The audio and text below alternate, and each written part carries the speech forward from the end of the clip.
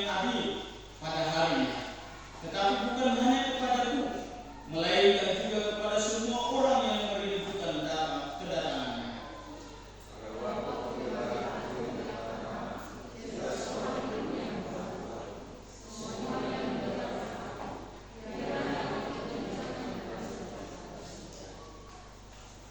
Tetapi Tuhan telah mendampingi aku dan menguatkan aku, supaya dengan perantaraanku Injil diberitakan dengan sepenuhnya, dan semua orang bukan Yahudi mendengarkannya. Dengan demikian aku lepas dari Mesir.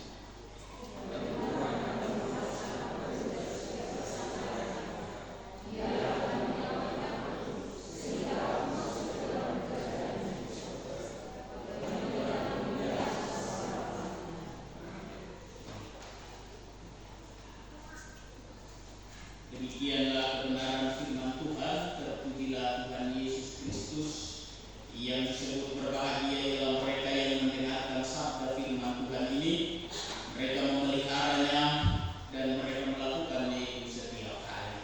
Haleluya.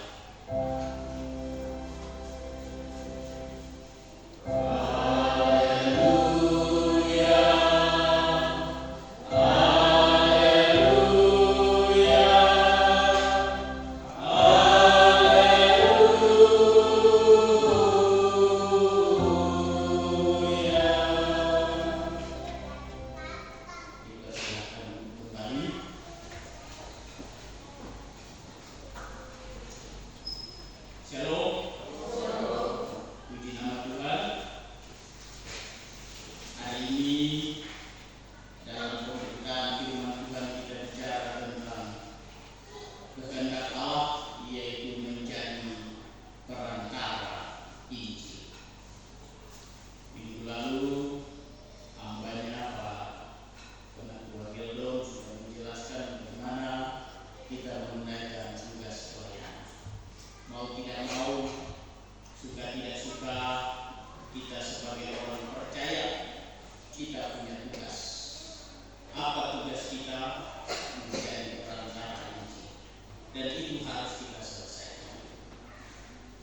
Jadi panggilan itu datang kepada kita semua untuk kita menunaikan semua tugas itu sampai akhir hidup kita. Kalau Bapak Ibu majelis secara periode, mungkin tahun depan sudah selesai. Jadi satu periode harus diselesaikan tugas pelayanan. Komisi-komisi juga sampai tahun depan tugas pelayanan itu harus ditunaikan. Lalu nanti panitia nominasi data kami sudah selesai tahun 2026, kami sudah menunaikan tugas pelayanan kita. Tapi ketika kita dipilih, lanjutkan pelayanan sampai selesai. Itu hanya masa periode. Tetapi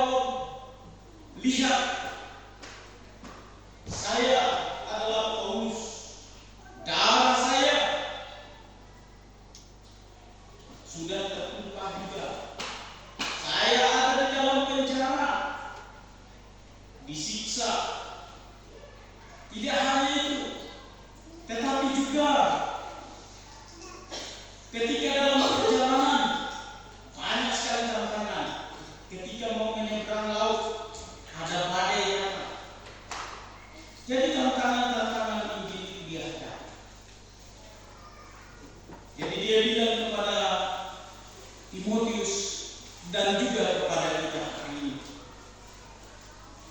bahwa menjadi perantara Injil bukan hal yang mudah.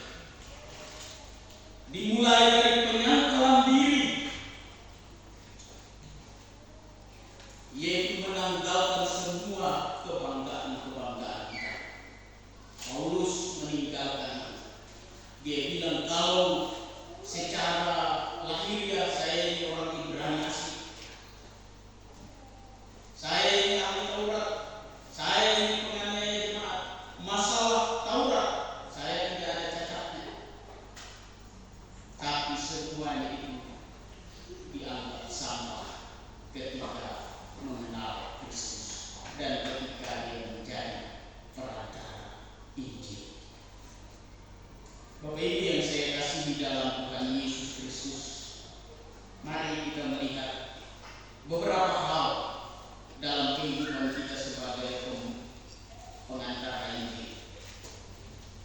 Kita melakukan misi Allah dimulai ketika Allah menghadirkan, Allah mengutus umatnya ke tengah-tengah dunia ini, termasuk saya dan Bapak Ibu sekalian. Yang pertama, menjadi perantara Injil itu adalah panggilan hidup kita. Menjadi perantara Injil itu adalah panggilan hidup. Di ayatnya yang ke-6 dan ayatnya yang ke-7 Paulus katakan begini, mengenai diriku, darahku sudah mulai dicurahkan sebagai persembahan, dan saat kematianku sudah dekat. Aku telah mengakhiri pertandingan yang baik, aku telah mencapai garis akhir, dan aku telah memelihara iman. Paulus menggambarkan dirinya, Paulus menggambarkan hidupnya sebagai korban persembahan yang dia persembahkan sebagai perantara Injil.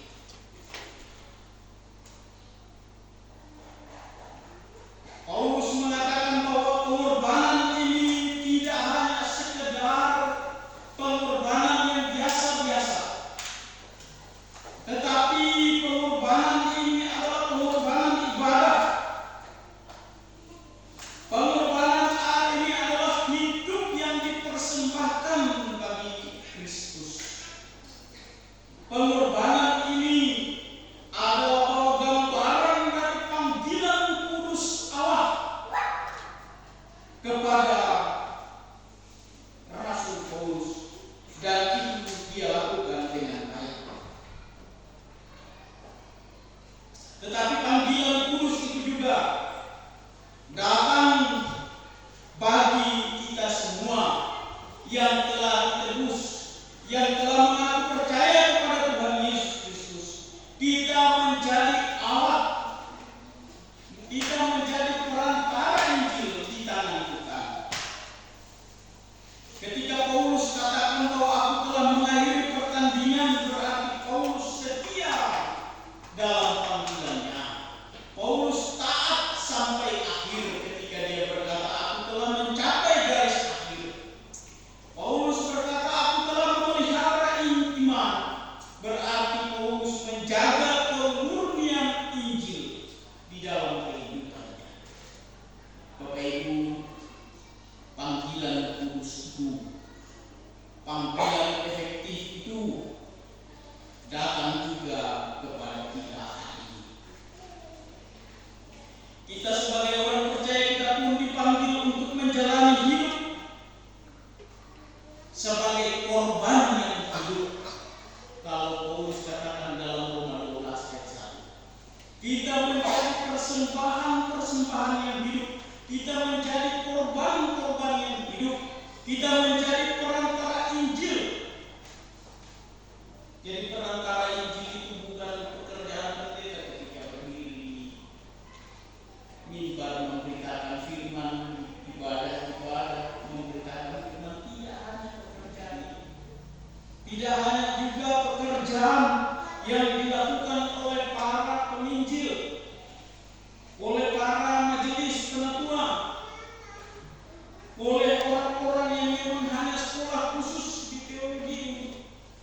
menyampaikan Injil, tidak.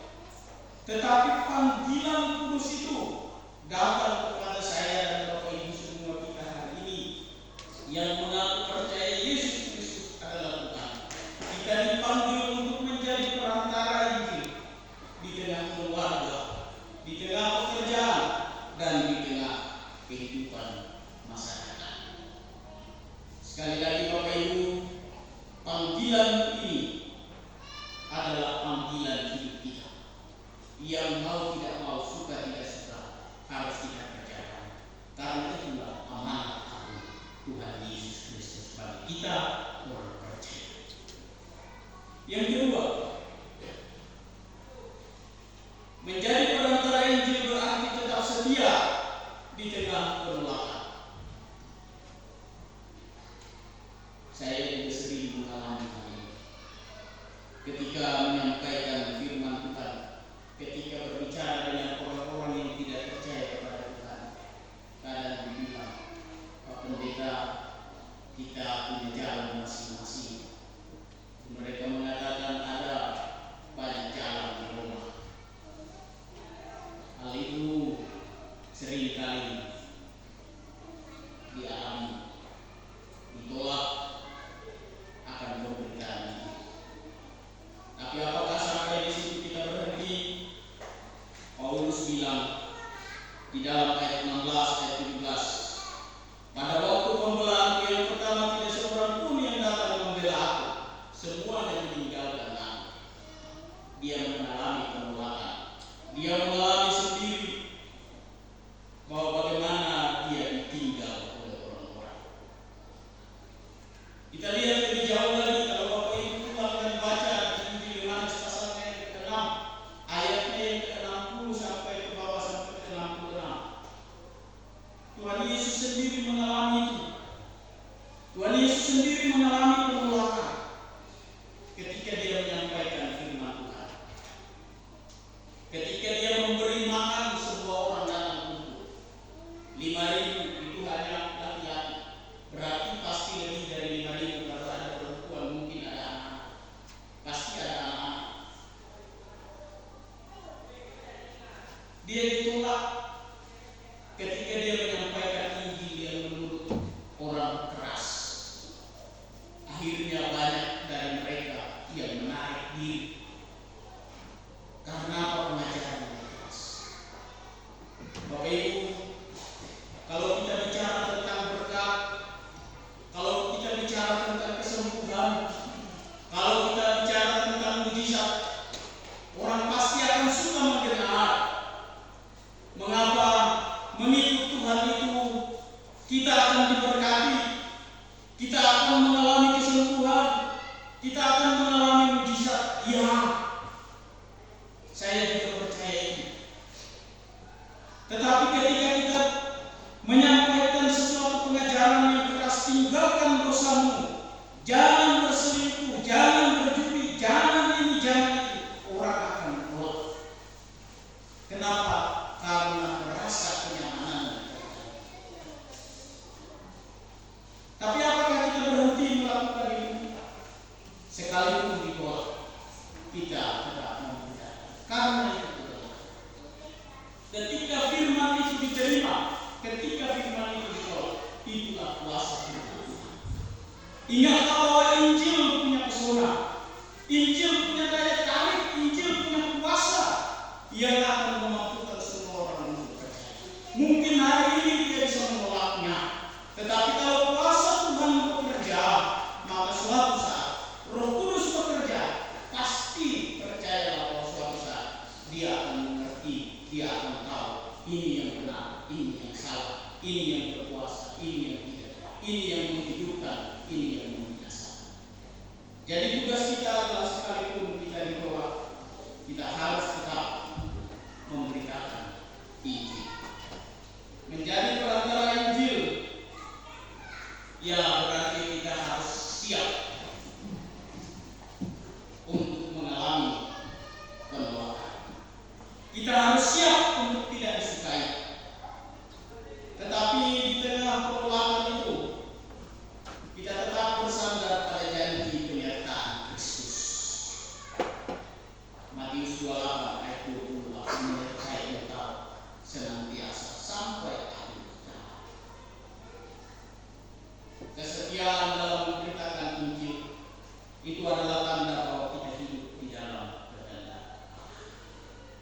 Jadi Bapak Ibu, kalau mau melakukan kehendak Allah, beritakanlah Injil.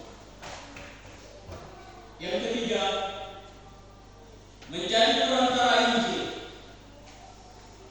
Itu adalah hidup dengan pengharapan akan kemuliaan Allah. Bapak Ibu yang saya kasihi dalam Tuhan Yesus Kristus, Paulus dia menakut kematian bukan sebagai suatu ketakutan, tetapi dia menakut kematian sebagai pengharapan bahwa dia telah menerima mahkota. Bapak Ibu, Paulus tahu bahwa kehidupan yang dipersembahkan bagi Injil itu tidak akan berakhir sia-sia. Apapun pemberitaan kita hari ini, dia tidak mungkin akan kembali dengan sia-sia, karena Allah berkuasa atas pemberitaan kita. Jangan takut untuk memberitakan Injil. Satu minggu ini saya di rumah sakit, datang kunjungan.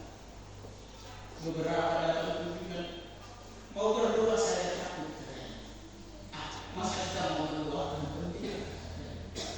Loh, apa salah? Memang hanya pendeta yang mau mendoakan. Saya hanya bilang doakan saya. Saya percaya kau berkuasa. Jangan hanya mendoakan saya. Jadi Bapak Ibu jangan takut. Apapun doa kita, apapun pemberitaan kita, kalau itu adalah firman Tuhan, percaya bahwa itu akan berkuasa. Jangan takut. Beritakan kebenaran firman. Kenapa kita takut? Karena yang kita pikirkan itu adalah pekerjaan Allah, pekerjaan Tuhan. Kita takut kalau doa kita salah. Kita takut kalau firman Tuhan itu kita beritakan lalu kita ditolak. Ditolak atau tidak ditolak, itu adalah pemberitaan firman Tuhan. Kita sedang mewakili Allah. Allah yang berkuasa atas pemberitaan kita. Allah yang berkuasa atas doa-doa kita. Jadi jangan takut untuk hal ini. Kita lakukan itu untuk kemuliaan. Sekali lagi saya katakan, ketika kita berdiri menyampaikan firman, kita tidak sedang mewakili diri kita, tetapi kita sedang mewakili Allah. Bapak Ibu yang dikasihi oleh Tuhan Yesus Kristus, sebagai perantara Injil, ini bukan pekerjaan yang cepat tanpa hasil. Maunya kita beritakan langsung orang percaya, maunya hari ini berdoa langsung sembuh. Tidak. Itu pekerjaan Allah. Allah punya waktu, Allah punya kehendak yang di luar dari apa yang kita pikirkan. Allah sendiri punya rencana dalam kehidupan setiap orang. Jadi jangan berhenti ketika kita berdoa, karena hasilnya mungkin kita tidak lihat hari ini, tapi kita bisa lihat yang akan datang. Mungkin juga kita tidak nampak di dunia, tapi ingatlah bahwa upah kita besar di surga. Ada satu cerita seorang misionaris dikirim ke satu pulau. Di pulau itu orang menolak dia, akhirnya dia tinggal di pinggiran pulau. Orang semua menolak dia, tidak mau menerima dia. Akhirnya dia tinggal di pinggiran pulau. Lalu setiap hari ada seorang anak kecil yang menjual sayur, pergi ke tempat dia. Dari kampung dia pergi ke tempat dia setiap hari. Dan anak itu yang dia injili terus-menerus. Suatu hari istrinya meninggal. Dia marah kepada Tuhan. Katanya, kamu menunggu saya di sini. Kenapa tidak ada satupun orang yang mau menerima? Kenapa Injil ditolak? Lalu dia frustrasi, dia pulang ke rumah. Anak-anaknya bertumbuh besar.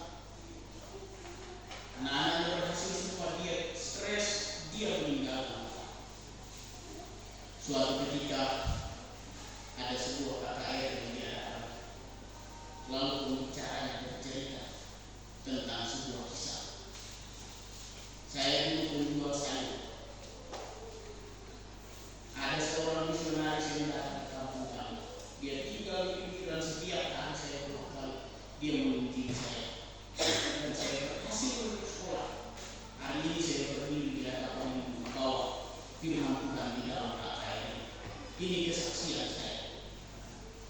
Dan puji Tuhan, melalui saya, kampung saya yang dulu menolak misionaris itu, hari ini mereka semua percaya kepada Bapak Ibu yang saya kasih. Anaknya mendengar, lalu anaknya itu datang kepada pembicara, itu bapak saya dulu, kami tinggal. Bapak Ibu yang saya kasih di dalam singkat cerita orang ini tadi dia kecewa karena dia tidak melihat hasil yang lama. Tetapi ketika dia mempersiapkan, ketika dia menginjili anaknya, hasilnya sangat besar. Dia ditolak tapi Injil tidak, karena akhirnya mereka menerima Injil melalui anak kecil yang menjual saya setiap hari datang dari tempat dia menjual saya. Bapak Ibu, hasil seperti ini mungkin tidak kita lihat dalam pemberitaan, tapi percayalah bahwa Kristus akan menolong dan memampukan. Bapak Ibu yang saya kasih di dalam Tuhan Yesus Kristus, itu teorinya. Tapi apa praktiknya? Metode-metode seperti apa yang harus kita pakai untuk menjadi perantara Injil? Apa yang harus kita lakukan untuk kita menjadi perantara Injil? Yang pertama, saya catat di sini metode kehidupan yang menjadi kesaksian. Matius 5 ayat 14 sampai 16, Filipi 2 ayat 15 sampai dengan 16. Dikatakan bahwa hendaklah terangmu bercahaya di depan orang. Bapak Ibu yang saya kasihi dalam Tuhan Yesus Kristus, kehidupan menjadi kesaksian berarti kita menunjukkan integritas kita di dalam pekerjaan, di dalam keluarga. Kita menjadi sabar dan murah hati terhadap orang-orang yang sulit. Kita tidak membalas kejahatan dengan kejahatan. Maka percayalah kehidupan kita menjadi kesaksian bagi banyak orang. Yang kedua, metode pewartaan atau pemberitaan firman.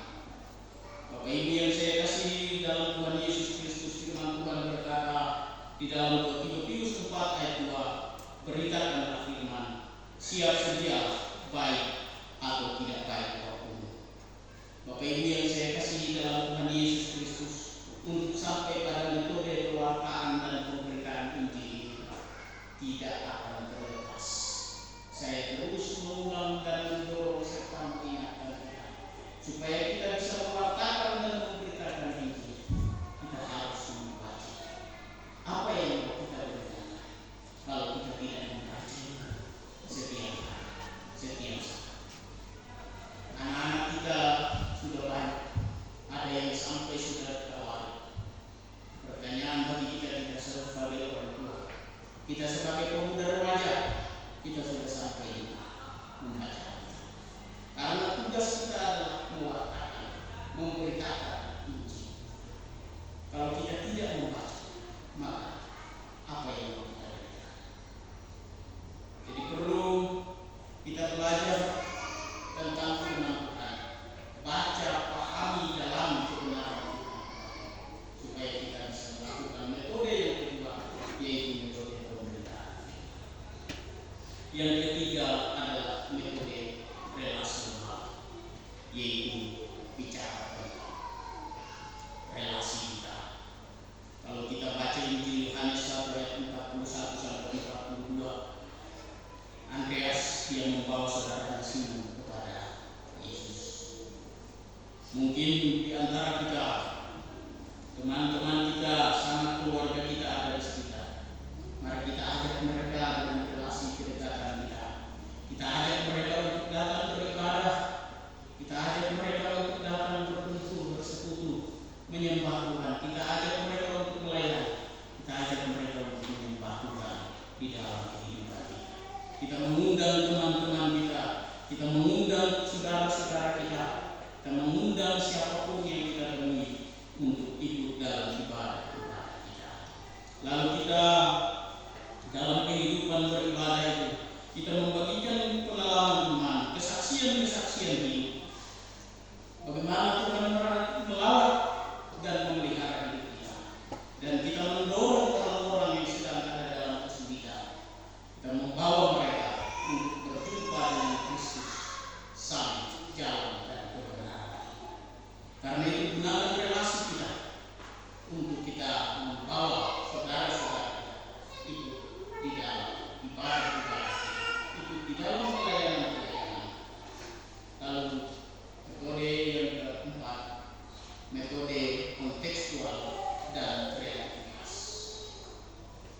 Ibu yang saya kasihi dalam Tuhan Yesus Kristus, sebagai orang percaya saat ini, kalau kita buka handphone kita, ada begitu banyak hal yang bisa kita temui di sana. Jadi dengan kreativitas kita saat ini, mari terus kita bagikan kebenaran firman Tuhan. Mari kita terus bagikan pemberitaan firman Tuhan itu di media sosial kita. Saya percaya bahwa kita semua saat ini pasti sudah punya media sosial, WhatsApp dan lain sebagainya, Facebook, IG, X dan lain sebagainya. Saya percaya karena itu mari dengan media itu mari kita berikan Injil. Karena kalau dengan itu saya percaya Injil itu akan lebih luas didengar. Karena kita sudah ada di sana. Mari kita bagikan konten-konten rohani. Mari kita bagikan video-video pendek tentang rohani. Mari kita bagikan renungan-renungan singkat melalui media sosial. Karena apa? Karena kita sudah ada di zaman itu. Mau tidak mau, suka tidak suka, kita sudah ada di zaman.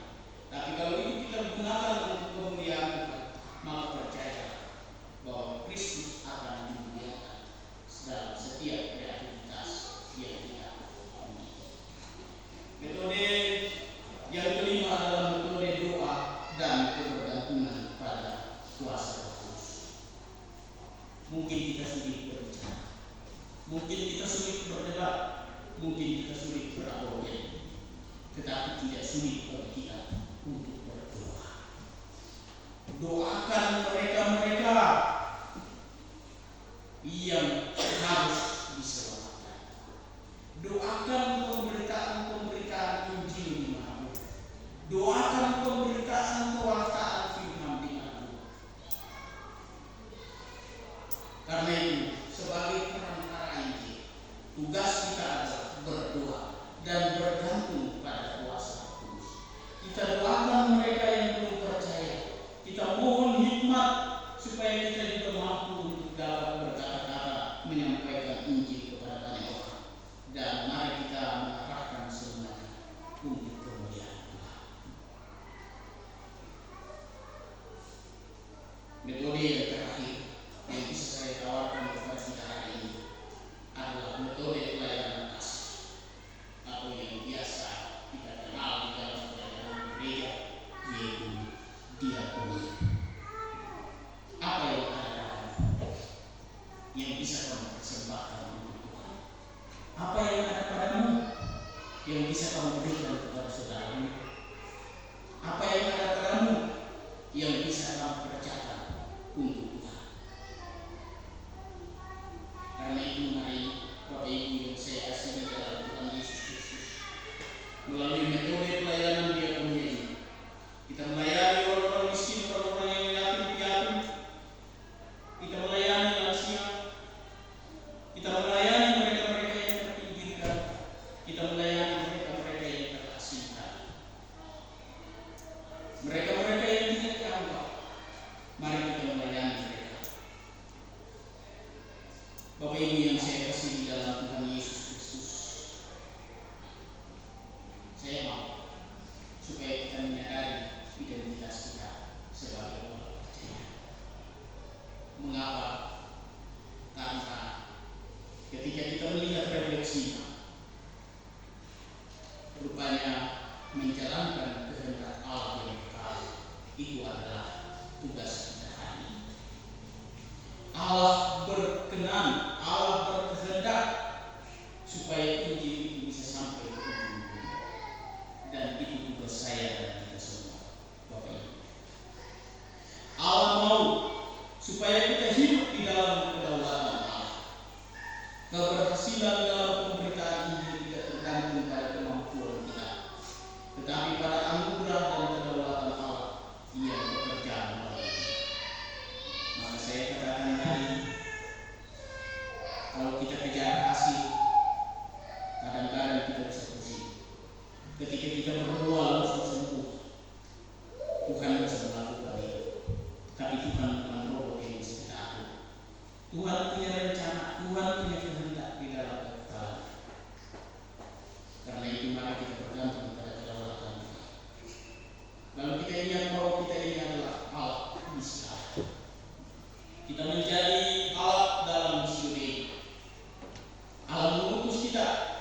Yesus Kristus menebus kita, Roh Kudus menggerakkan kita untuk kita bersaksi. Lalu kita menyadari bahwa panggilan ini adalah panggilan bagi gereja, baik secara organisasi kita sebagai engkau, tetapi juga kita sebagai gereja individu. Tugas kita adalah menjalankan. Gereja yang sejati adalah gereja yang missioner, yang tidak hanya kita sekedar berkumpul beribadah, tetapi juga kita diutus untuk bersaksi. Dan itu yang selalu kita kerjakan di akhir-akhir ibadah kita. Pergilah, nyatakanlah kasih kepada sesama insan. Setelah itu kita mendapat berkat. Jadi ketika kita diutus, tugas kita adalah menyampaikan Injil Yesus Kristus. Karena itu Bapak Ibu, mari kita menyadari diri kita bahwa kita dipanggil untuk hidup bagi Injil. Kita dipanggil untuk bertahan dalam penderitaan demi Injil. Kita dipanggil untuk terus berkarya di dalam pemberian. Mari serahkan diri sepenuhnya hanya untuk kemuliaan. Jadi sekali lagi, panggilan itu datang kepada kita adalah sebuah anugerah bahwa kita menjadi orang-orang kunci.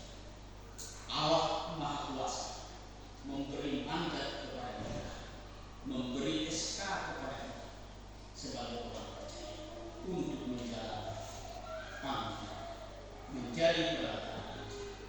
Karena itu mari ulang temui siapa saja, beritakan Injil. Jangan